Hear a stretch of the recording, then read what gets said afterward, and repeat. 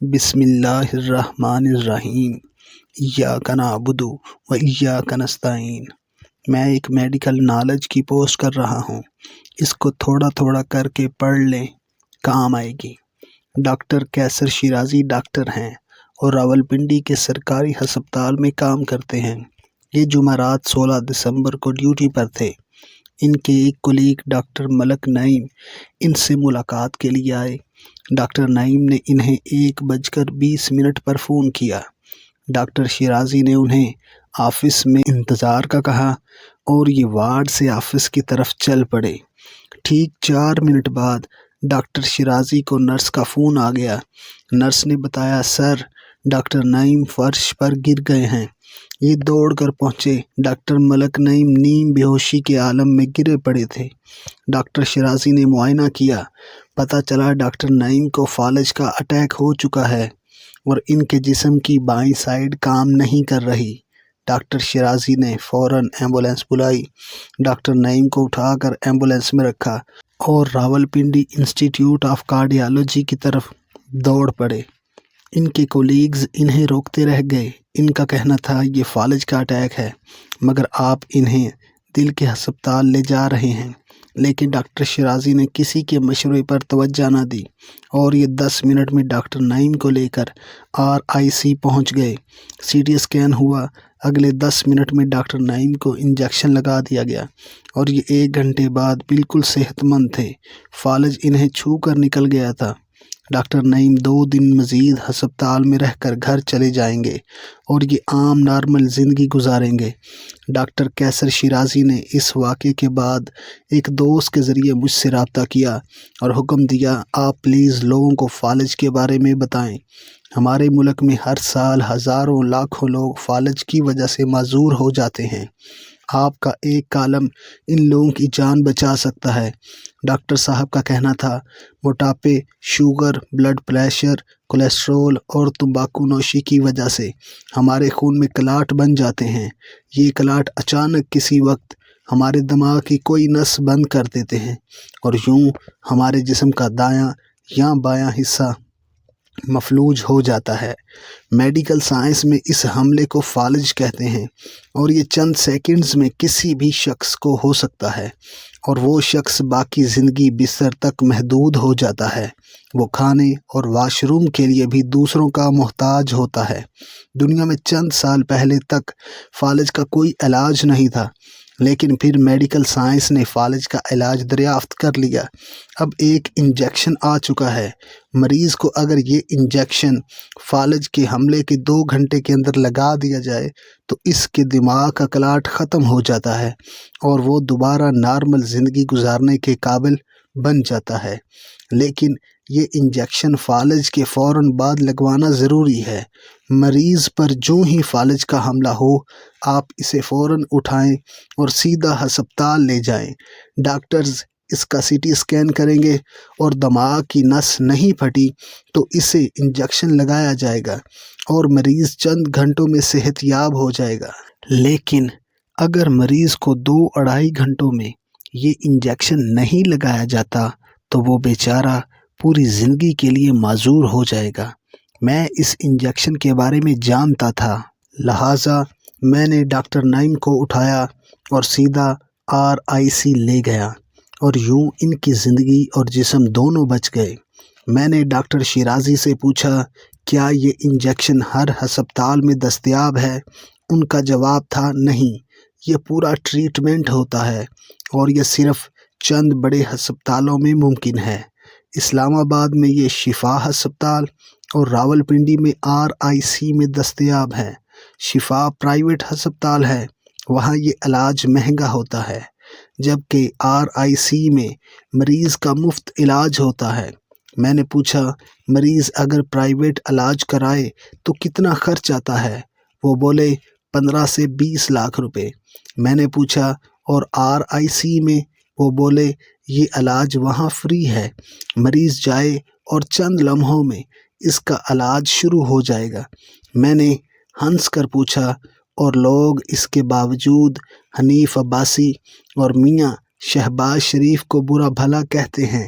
Doctor Shirazi نے ہنس کر جواب دیا، یہ دونوں راولپنڈی کو RIC اور یورالوجی ہسپتال دو بڑے تحفے دیے گئے ہیں۔ مریض روزانہ جھولیاں اٹھا کر انہیں دعائیں دیتے ہیں۔ میں نے پوچھا، کیا یہ علاج ملک کے دوسرے حصوں میں بھی موجود ہے؟ ڈاکٹر صاحب کا جواب تھا، یہ تمام بڑے شہروں میں دستیاب ہے۔ آپ لوگوں سے درخواست کریں یہ ان ہسپتالوں کا پتہ اور فون نمبرز اپنے پاس رکھیں۔ آپ کے سامنے اگر کسی کو فالج کا اٹیک ہو جائے تو آپ گاڑی اور رشتہ داروں کے انتظار کے بجائے مریض کو اٹھائیں اور اسے فوری طور پر ہسپتال پہنچا کر اس کا علاج شروع کرا دیں۔ یہ بچ جائے گا۔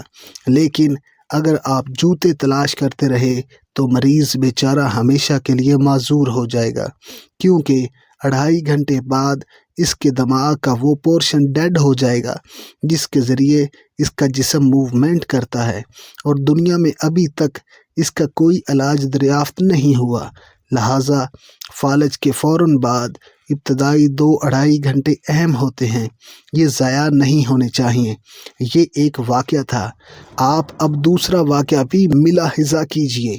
میرے دوست نعیم قمر کے آفس میں ایاز عباسی کام کرتے ہیں۔ میں انہیں 12 سال سے جانتا ہوں۔ متحرک، خوش اخلاق اور سمجھدار انسان ہیں۔ نعیم صاحب نے چند دن قبل انہیں فون کیا اور انہیں ایاز عباسی کی آواز میں تھر تھراہٹ اور لکنت سی محسوس ہوئی۔ انہوں نے ان سے کہا، آپ فوراً ہسپتال جائیں اور اپنا بلڈ پریشر چیک کرائیں۔ ایاز عباسی نے جواب دیا، سر، مجھے بلڈ پریشر کا کوئی ایشو نہیں ہے، میں بالکل ٹھیک ہوں اور دفتر میں بیٹھ کر کام کر رہا ہوں۔ نعیم صاحب نے انہیں سختی سے ہسپتال جانے کا حکم دیا، فون بند کیا اور دفتر کے دوسرے اسسٹنٹ کو فون کر کے انہیں ہسپتال لے جانے کا حکم دیا۔ یہ دونوں ہسپتال پہنچے۔ بلڈ پریشر چیک ہوا تو وہ خطرناک حد تک بلند تھا۔ ڈاکٹروں نے فوراً علاج شروع کر دیا۔ ایاز عباسی کی جان بچ گئی، لیکن یہ گفتگو کے قابل نہ رہے۔ ان کی آواز بالکل بند ہو گئی۔ یہ مسلسل اسپیچ تھراپی کے بعد اب بولنے چالنے کے قابل ہوئے ہیں، لیکن اب دن میں 3 بار اپنا بلڈ پریشر چیک کرتے ہیں۔ میں نے نعیم قمر صاحب سے پوچھا، آپ کو آواز سے بلڈ پریشر کا کیسے اندازہ ہوا؟ انہوں نے بتایا، امریکہ میں میرے ایک ڈاکٹر دوست ہیں، مجھے انہوں نے بتایا تھا بلڈ پریشر جب خطرناک حد کو چھونے لگتا ہے تو انسان صحیح طریقے سے لفظ ادا نہیں کر پاتا، دوسروں کو اس کی بات کی سمجھ نہیں آتی، اور مجھے اس دن ایاز عباسی کی کوئی بات سمجھ نہیں آ رہی تھی، لہٰذا میں نے اسے زبردستی ہسپتال بھجوا دیا۔ یہ انفارمیشن میرے لیے نئی تھی، لہٰذا میری آپ سے درخواست ہے، آپ کو بھی جب بولنے میں دقت ہو یا آپ کا کوئی عزیز رشتہ دار یا دوست اچانک بولتے بولتے لکنت کا شکار ہو جائے اور آپ کو اس کی بات سمجھ نہ آ رہی ہو تو آپ فوراً اس کا بلڈ پریشر چیک کرا دیں اور علاج شروع کرائیں، ورنہ اسے ہارٹ اٹیک ہو جائے گا، اور وہ اگر ہارٹ اٹیک سے بچ بھی گیا تو بھی اس کی زبان، کان اور آنکھوں میں سے کسی نہ کسی عضو کا نقصان ہو جائے گا۔ یہ تمام احتیاطیں اپنی جگہ، لیکن میرا آپ کو مشورہ ہے، آپ ایکسرسائز اور کم کھانے کی عادت بنا لیں۔ آپ جتنا سادہ اور کم کھائیں گے، آپ اتنا ہی بیماری سے محفوظ رہیں گے۔ یہ یاد رکھیں، انسان بھوک سے نہیں مرتا، کھا کر مرتا ہے، لہٰذا کھانے میں احتیاط کریں۔ دوسرا، آپ جتنی ایکسرسائز کریں گے آپ اتنی ہی صحت مند زندگی گزاریں گے۔ آپ روزانہ صبح شام 2 وقت واک کیا کریں، بھاگ سکتے ہیں تو جاگنگ کیا کریں، اسٹریچنگ ایکسرسائز کریں، مسلز کی ایکسرسائز بھی کریں، نیند کم از کم 7 گھنٹے ضرور لیں، آدھ گھنٹے کا کلولا بھی کریں، سگریٹ، شراب اور میٹھا 100% بند کر دیں۔ یہ تینوں آپ کو قبر تک لے جائیں گے۔ کھانا 5 بار کھائیں لیکن مقدار انتہائی کم رکھیں۔ سبز سلاد روزانہ کھائیں، کم از کم 5 لیٹر پانی ضرور پئیں، چائے 2-3 کپ سے زیادہ نہ لیں، گرین ٹی پیتے رہیں۔ اسٹریس دنیا کی مہلک ترین بیماری ہے، آپ اس سے جتنا بچ سکتے ہیں بچ جائیں، خواہ آپ کو عزیز سے عزیز ترین دوست اور رشتہ دار ہی کیوں نہ چھوڑنا پڑے۔ روزانہ دل صاف کر کے سویا کریں، لوگوں سے معافی مانگتے رہا کریں اور لوگوں کو معاف کرتے رہا کریں۔ زندگی اچھی گزرتی ہے۔ آپ جو کچھ کما رہے ہیں اسے استعمال کریں۔ آپ اگر اپنی دولت کو خود استعمال نہیں کریں گے تو یہ دوسروں کے کام آئے گی اور دوسرے اسے پرائی سائیکل کی طرح بے دردی سے ذلیل کریں گے۔ دن میں چند لمحوں کے لیے ہی صحیح لیکن اکیلے ضرور بیٹھیں۔ تنہائی دنیا کے ہر دکھ کی بہترین دوا ہے۔ اور آخری مشورہ، اللہ نے جو دیا اس کا شکر ادا کرتے رہا کریں۔ آپ یقین کر لیں آپ جیسے بھی ہیں آپ کروڑوں لوگوں سے بہتر ہیں اور یہ آپ پر اللہ کا خصوصی کرم ہے۔ لہٰذا جو مل گیا اس پر شکر کریں اور جو نہیں مل سکا اس پر دکھی نہ ہوں۔ آپ کی زندگی خوشگوار گزرے گی ورنہ دنیا دوزخ سے بدتر ہو جائے گی۔ اور ایک اور بات، انسان جتنا بھی بڑا جتنا بھی کامیاب ہو جائے یہ رہتا انسان ہی ہے اور انسان غلطیوں کا پتلا ہوتا ہے۔ لہٰذا خود کو انسان سمجھا کریں، خدا نہ بنیں۔ خدا اس کائنات میں صرف ایک ہے اور بس۔ سبسکرائب ماسٹر زین اکیڈمی 2.0۔